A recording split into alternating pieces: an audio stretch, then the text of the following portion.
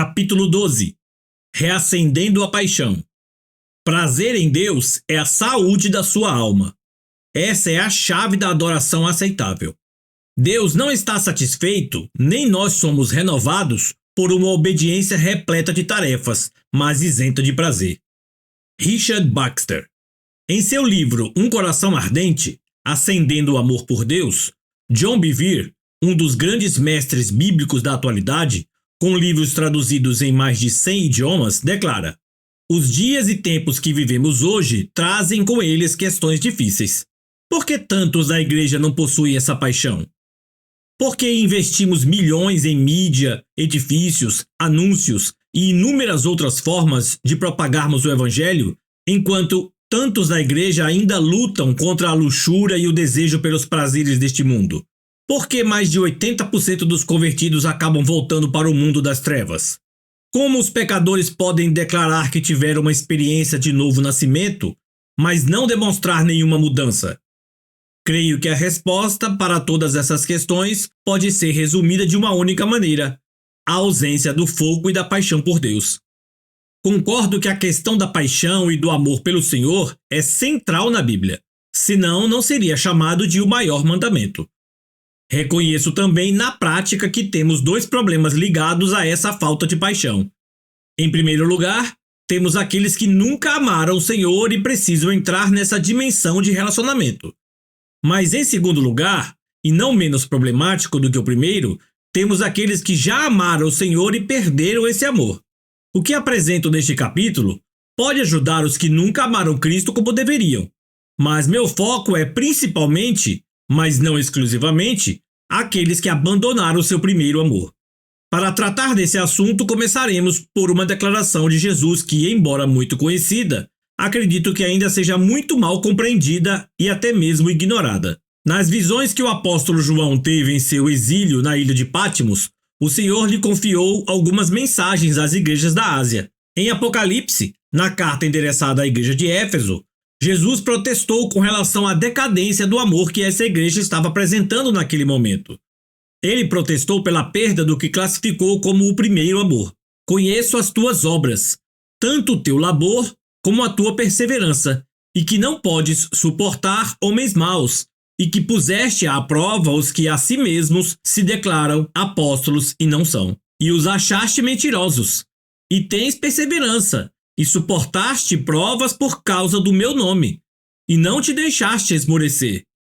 Tenho, porém, contra ti que abandonaste o teu primeiro amor. Lembra-te, pois, de onde caíste, arrepende-te e volta à prática das primeiras obras. E, se não, venho a ti e removerei do teu lugar o teu candeeiro, caso não te arrependas. Apocalipse capítulo 2, versículos 2 a 5. O primeiro amor. O que é esse primeiro amor a que o Senhor Jesus se refere nessa mensagem? É um fogo de grande intensidade em nosso íntimo, que coloca Jesus acima de todas as coisas. Isso foi muito bem exemplificado em uma das parábolas de Cristo.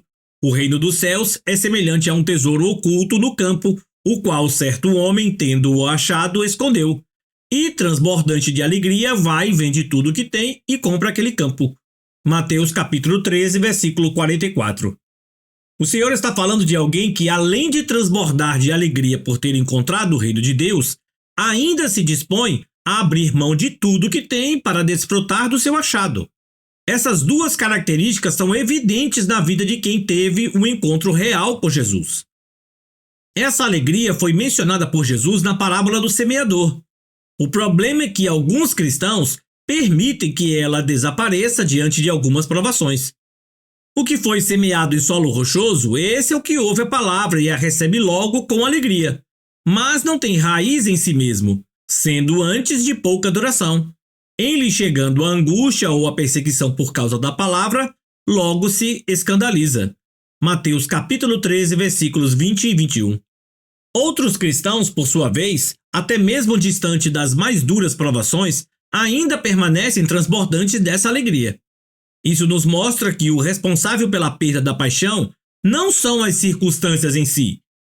Pois, enquanto o amor de uns chega a se esfriar, o de outros não sofre dano algum, mesmo diante das adversidades.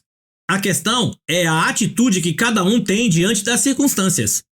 Consideremos o comportamento dos apóstolos.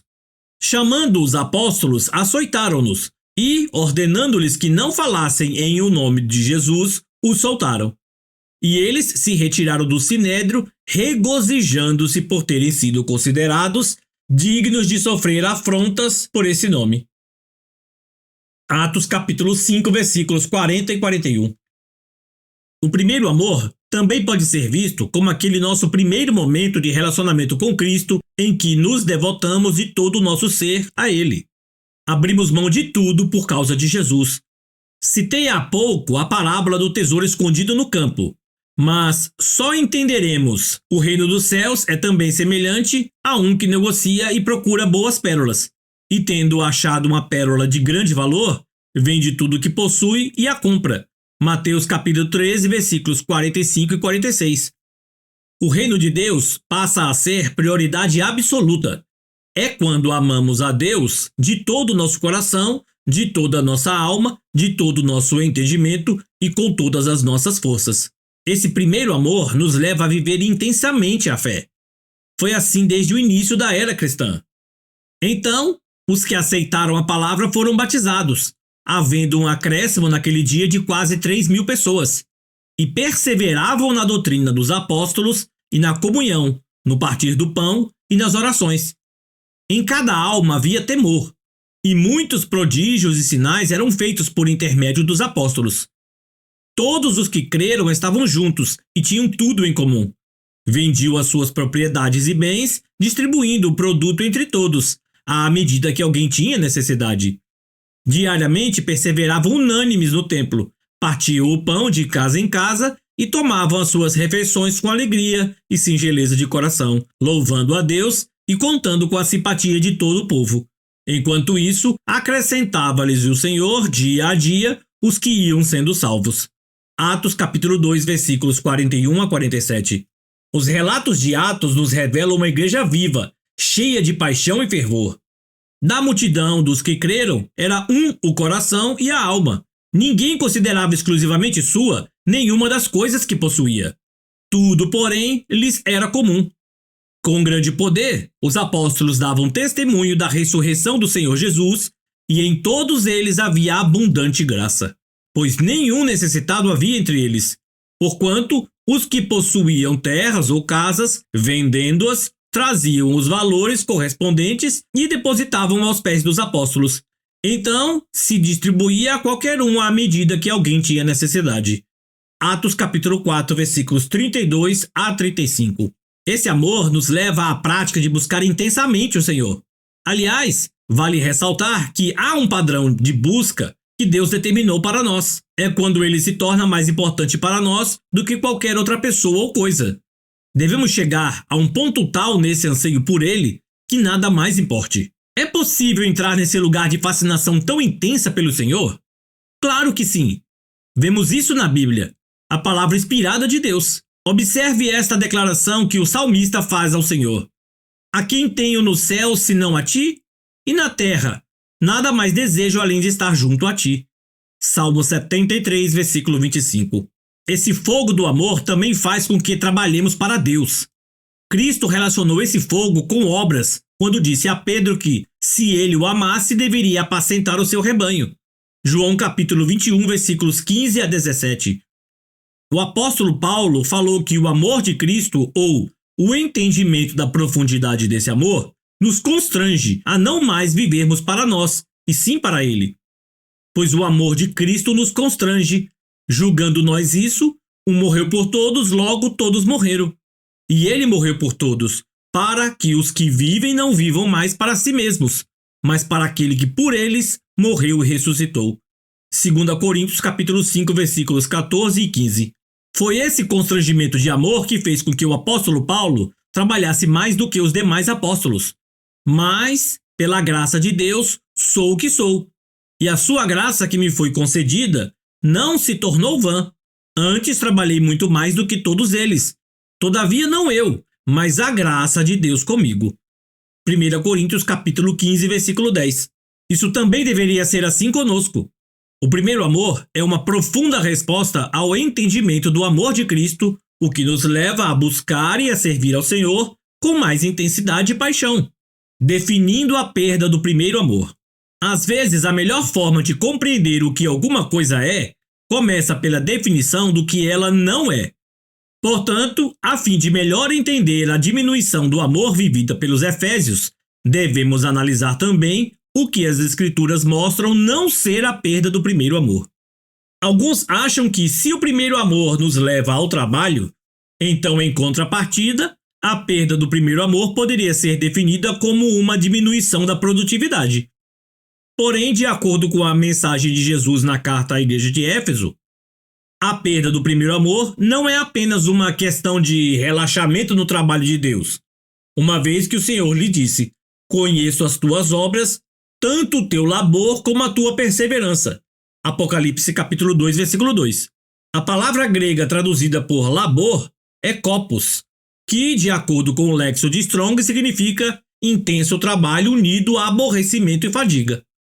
Esse tipo de labor, seguido de perseverança por parte dos Efésios, não nos permite concluir que eles tenham demonstrado alguma queda de produtividade no serviço ao Senhor.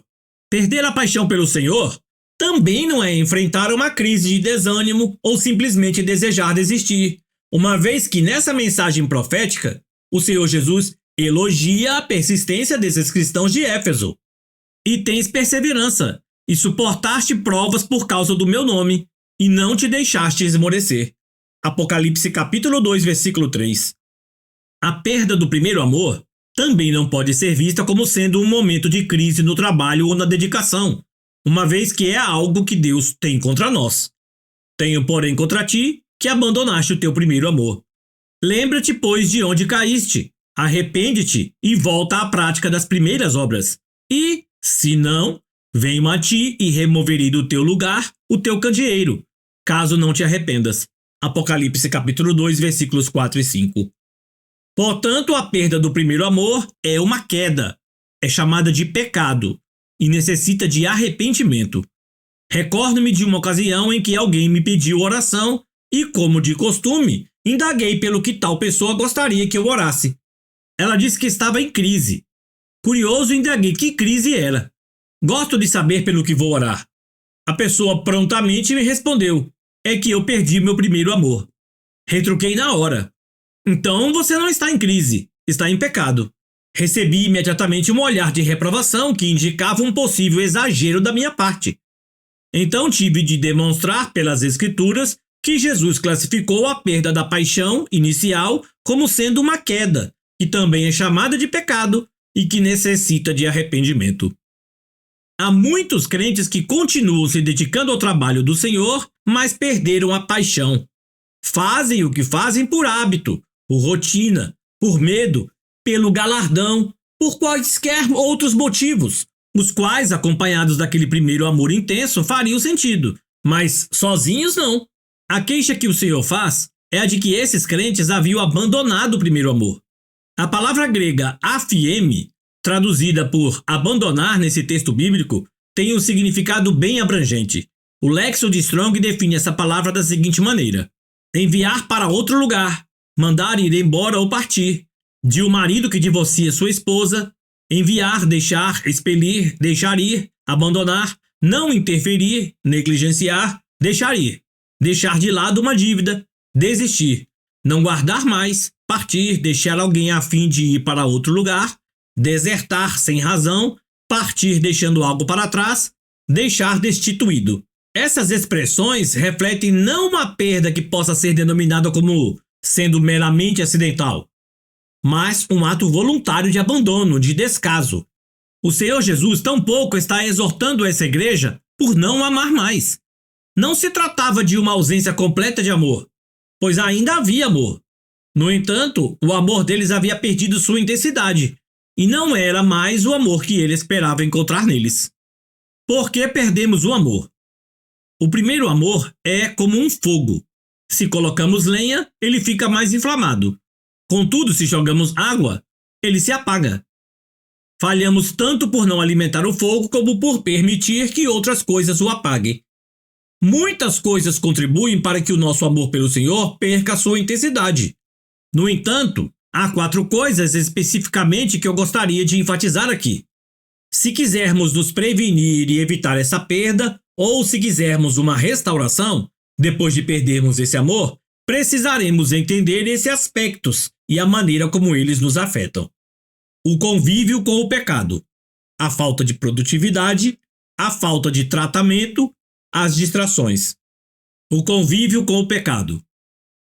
O primeiro fator de esfriamento do nosso amor para com o Senhor é o convívio com o pecado.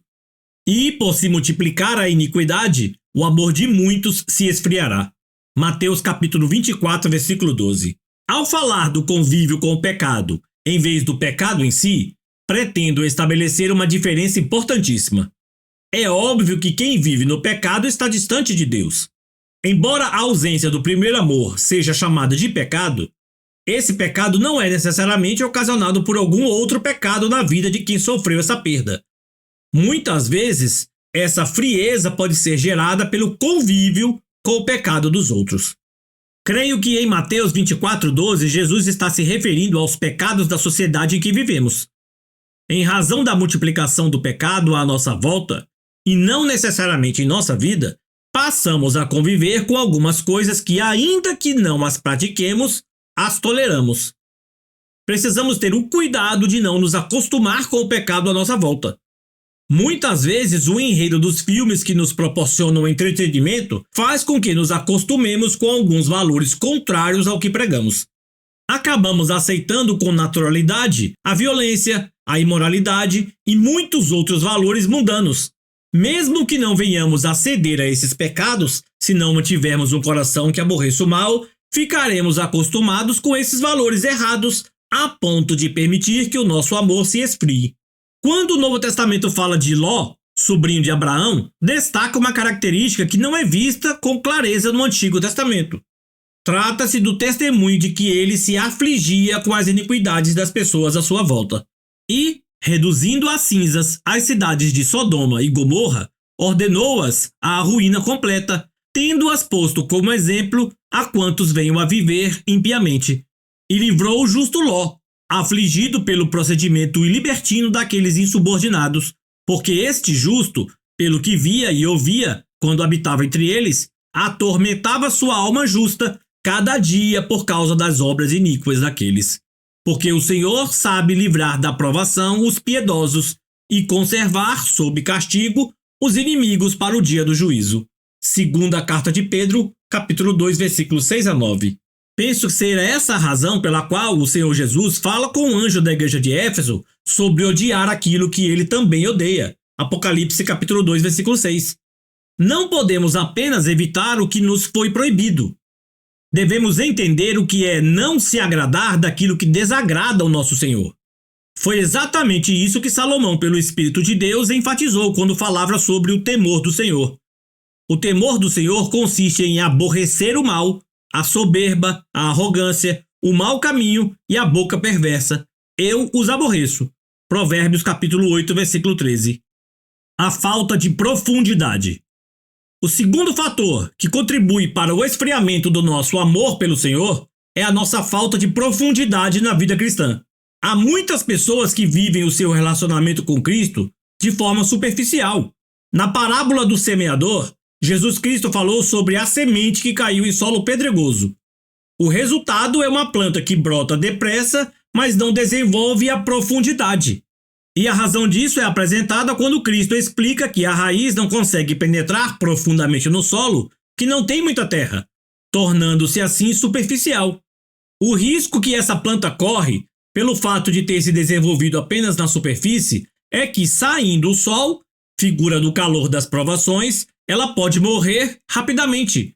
A que caiu sobre a pedra são os que, ouvindo a palavra, a recebem com alegria. Estes não têm raiz, creem apenas por algum tempo, e na hora da provação se desviam.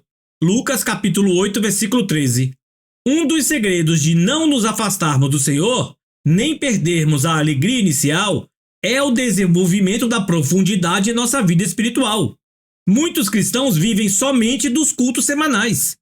Não investem tempo no relacionamento diário, não oram, não se enchem da palavra, não procuram mortificar a sua carne para viver no espírito, não desenvolvem relacionamentos edificantes e não se envolvem no trabalho do Pai. São cristãos sem profundidade, que vivem meramente na superfície. A questão da profundidade nas coisas espirituais é tratada na Bíblia não somente quando se trata da nossa vida com Deus, mas também naqueles que servem a Satanás. Na carta à igreja de Tiatira, no Apocalipse, o Senhor Jesus elogiou os que não conheceram as profundezas de Satanás. Mas eu vos digo a vós, e aos restantes que estão em Tiatira, a todos quantos não têm esta doutrina, e não conheceram, como dizem, as profundezas de Satanás, que outra carga vos não porei. Mas o que tendes retende-os, até que eu venha. Apocalipse capítulo 2, versículos 24 e 25. O mesmo princípio da profundidade que se aplica à vida espiritual de quem se encontra no reino de Deus, também se aplica a quem está no reino das trevas. Se quem vive no engano do reino das trevas chega a desenvolver uma profundidade nessa caminhada que leva à perdição, então nós, que conhecemos a verdade, não podemos nos relacionar com ela de um modo meramente superficial. Se desenvolvermos raízes profundas em Deus, não fracassaremos na fé. A falta de tratamento. O terceiro fator que contribui para o esfriamento do nosso amor pelo Senhor é a falta de tratamento em algumas áreas da nossa vida. Já vimos na parábola do semeador que um dos exemplos de como o potencial de frutificação da palavra de Deus pode vir a ser abortado na vida de alguém é a falta de raiz, de profundidade. Mas há um outro exemplo que o Senhor Jesus nos deu nessa parábola, o da semente que caiu entre espinhos. Outra caiu no meio dos espinhos, e estes, ao crescerem com ela, a sufocaram. Lucas capítulo 8, versículo 7. Os espinhos não pareciam ser tão comprometedores porque eram pequenos. E justamente por não parecerem perigosos, não foram arrancados. Porém, eles cresceram depois e sufocaram a semente da palavra, abortando assim o propósito divino de frutificação. A que caiu entre espinhos são os que ouviram e, no decorrer dos dias, foram sufocados com os cuidados, riquezas e deleites da vida, e seus frutos não chegam a amadurecer. Lucas capítulo 8, versículo 14. As áreas que não são tratadas em nossa vida talvez não pareçam tão nocivas hoje, mas serão justamente as que poderão nos sufocar na fé e no amor ao Senhor posteriormente. A queda espiritual nunca é um ato instantâneo ou imediato. É um processo que envolve repetidas negligências da nossa parte, e são essas mesmas inocentes negligências que nos vencerão depois. Por isso devemos dar mais atenção às áreas que precisam ser tratadas em nossa vida. As distrações. Como já tratei da questão das distrações anteriormente no início do livro, não retornarei a esse assunto agora, mas vale destacar que é uma das áreas em que precisamos de vigilância, pois pode comprometer nossa paixão por Jesus. Esse é um caminho de proteção do nosso amor pelo Senhor. O nosso cuidado nessas 4 áreas é útil para prevenirmos e evitar a perda ou depreciação do nosso primeiro amor. Contudo, enquanto enfatizamos, por um lado, a prevenção necessária para evitar a perda do nosso amor, não podemos ignorar, por outro lado, que há aqueles que já perderam o seu primeiro amor.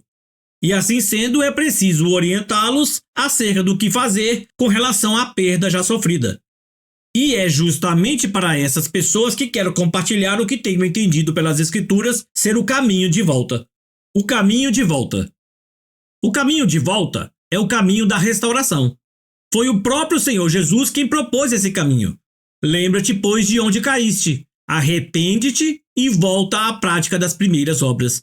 E, se não, venho a ti e moverei do teu lugar o teu candeeiro, caso não te arrependas. Apocalipse capítulo 2, versículo 5. Cristo mencionou no versículo acima 3 passos práticos que devemos dar a fim de voltar ao primeiro amor. Lembrança, lembra-te, arrependimento, arrepende-te, recomeço, volta à prática das primeiras obras. Lembrança. O primeiro passo é um ato de recordação, de lembrança do tempo anterior à perda do primeiro amor. Não há melhor maneira de retomá-lo do que esta: lembrar os primeiros momentos da nossa fé, da nossa experiência com Deus. O profeta Jeremias declarou: quero trazer à memória o que me pode dar esperança. Lamentações capítulo 3, versículo 21. Algumas lembranças têm o poder de produzir em nós um caminho de restauração. Muitas vezes não nos damos conta do que temos perdido. Uma boa forma de dimensionar as nossas perdas é contrastar com o que estamos vivendo hoje com o que já experimentamos anteriormente em Deus.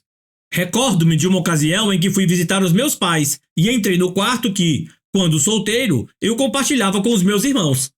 O simples fato de eu entrar naquele ambiente trouxe à minha memória inúmeras lembranças. Revivi em minha mente os momentos de oração e intimidade com Deus que eu havia passado lá. Recordei, emocionado, as horas que diariamente eu passava ali, trancado em oração. Sem que ninguém me falasse nada, percebi que a minha vida de oração já não era como antes. Aquelas lembranças ocasionaram na época uma retomada da minha dedicação à oração.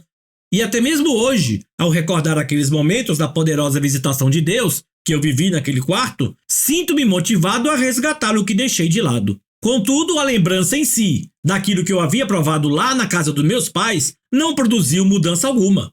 Ela simplesmente trouxe um misto de saudade, tristeza e arrependimento pelo fato de eu ter deixado de lado algo tão importante.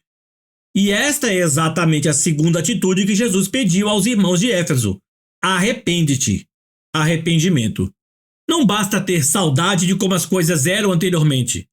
É preciso que sintamos dor por termos perdido o nosso primeiro amor. Precisamos lamentar, chorar e clamar pelo perdão de Deus. É imperativo reconhecer que a perda do primeiro amor é mais do que o desânimo ou qualquer outra crise emocional. É um pecado de falta de amor, de desinteresse para com Deus. À semelhança dos profetas do Antigo Testamento, Tiago definiu como devemos nos posicionar em arrependimento diante do Senhor. Deve haver choro, lamento e humilhação. Chegai-vos a Deus, e ele se chegará a vós outros. Purificai as mãos, pecadores, e vós que sois de ânimo dobre, limpai o coração. Afligi-vos, lamentai e chorai. Converta-se o vosso riso em pranto, e a vossa alegria em tristeza. Humilhai-vos na presença do Senhor, e ele vos exaltará. Tiago, capítulo 4, versículos 8 a 10. O fato de nos humilharmos perante o Senhor é o caminho para a exaltação, restauração diante dele. Se reconhecermos que abandonamos o nosso primeiro amor, teremos de separar rapidamente um tempo para orar e chorar em arrependimento diante do Senhor e para buscarmos uma renovação. Eu sei que recordar e chorar pelo passado também não é a cura em si, mas é um passo nessa direção. É um estágio de preparação, por assim dizer. Por isso, o conselho proposto pelo Senhor na carta à igreja de Éfeso ainda tem um terceiro passo prático. Volta à prática das primeiras obras. Portanto, não basta apenas reviver as lembranças e chorarmos. Temos de voltar a fazer o que abandonamos. Recomeço.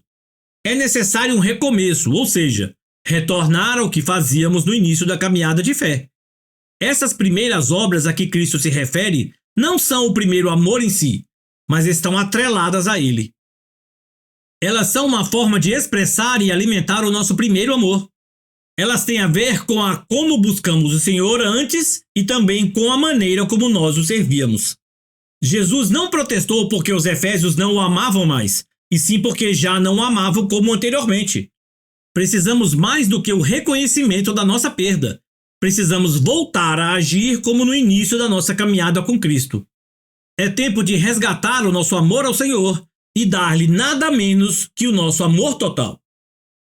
Separe um tempo para estar em oração e avaliação da sua vida e relacionamento com Cristo. Reflita e, se necessário, escreva as suas conclusões. E se houver o menor sinal de deteriorização em seu amor para com o Senhor, inicie imediatamente o caminho de volta. Amor incorruptível. Embora haja um caminho de volta para quem perdeu o primeiro amor, não precisamos chegar a esse ponto. Podemos ser preventivos e evitar essa perda. Com isso em mente, encerro este capítulo com a declaração do apóstolo Paulo no encerramento da sua epístola aos Efésios. A graça seja com todos os que amam o nosso Senhor Jesus Cristo com amor incorruptível. Efésios capítulo 6, versículo 24. Encontramos no versículo anteriormente mencionado uma definição do tipo de amor que garante um livre fluir da graça do Senhor em nossa vida. O texto fala da graça aos que amam o nosso Senhor, ou seja, Não se trata da graça que qualquer um pode usufruir, senão daquela que é ativada por um comportamento específico, o amor incorruptível para com Cristo. Algumas versões bíblicas empregam um termo diferente na tradução desse texto e usam a expressão amor sincero ou ainda amor perene. A tradução brasileira, a Nova Versão Internacional e a versão revisada de Almeida optaram pelo termo incorruptível. O dicionário Vini nos mostra que a palavra grega empregada neste texto pelo apóstolo Paulo e que se encontra nos manuscritos originais é afitárzia, que significa incorrupção. Essa palavra é usada em relação ao corpo da ressurreição. 1 Coríntios capítulo 15, versículos 42, 50, 53 e 54. E traduz uma condição associada à glória, honra e vida. Às vezes é traduzida por imortalidade, Romanos 2, 7, 2 Timóteo 1, 10, e também pode dar a ideia de sinceridade, de acordo com essa linha de pensamento. Por outro lado, o Lexon de Strong aponta alguns possíveis significados para ela. 1. Incorrupção, perpetuidade, eternidade. 2. Pureza, sinceridade. De qualquer forma, o amor puro e sincero é o que não se corrompe, que traz em si a perpetuidade que dura para sempre. A afirmação de Paulo aos Efésios faz com que reconheçamos que há pelo menos 2 diferentes tipos de amor que os crentes podem manifestar ao Senhor ao longo do tempo: o amor incorruptível e o amor corruptível. Portanto, quando falamos de amor ao Senhor, não basta apenas reconhecer que há pessoas que o amam e pessoas que não o amam. 1 Coríntios 16, 22. Se assim fosse, a nossa única tarefa seria de levar os que não amam ao Senhor a amá-lo. No entanto, nosso desafio é ainda maior. Até mesmo dentre os que hoje professam amar o Senhor Jesus Cristo, há os que o amam com um amor incorruptível e os que têm permitido que o seu amor por ele se corrompa. Que possamos estar no grupo certo, entre os que amam com amor incorruptível e vivem em tamanha fascinação por Jesus, até que nada mais importe.